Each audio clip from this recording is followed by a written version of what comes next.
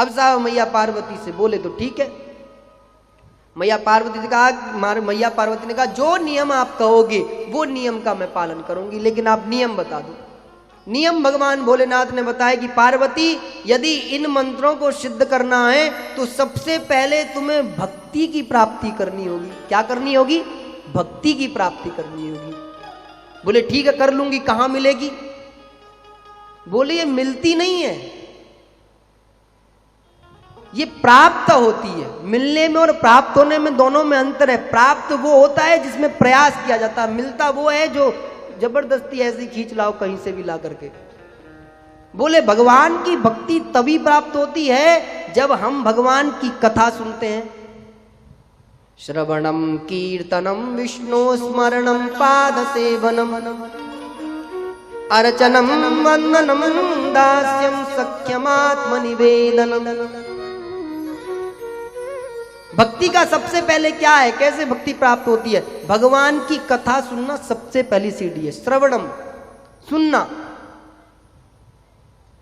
किसी व्यक्ति के बारे में हम जब सुनते हैं तो उसके सुनने के कारण से, किसी ना किसी बात के कारण से हम उसकी ओर प्रभावित होते हैं, हम उसकी ओर अग्रसित होते हैं।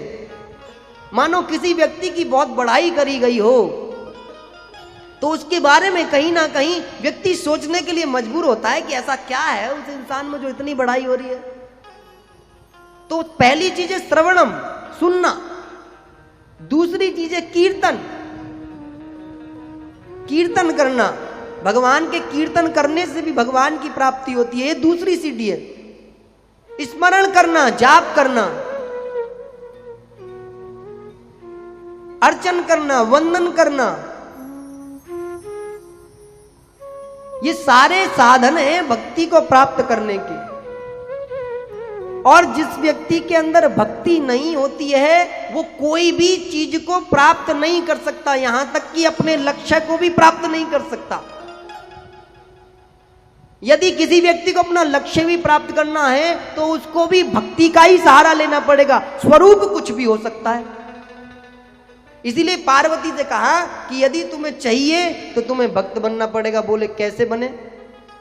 बोले भगवान की कथा और भगवान के भजन तुमको भक्त बनाएंगे। बोले अच्छा? बोले हाँ। बोले तो प्रभु आप जो साधना करते हो वो क्या करते हो? बोले मैं उसमें ही भगवान के भजन करता हूं, उसी में कीर्तन करता हूं, उसी में जाप करता हूं। इसीलिए भगवान कीर्तन के माध्यम से, जाप के माध्यम से प्राप्त हो जाते हैं और जो जब वो बताते हैं वो मैं करता हूं।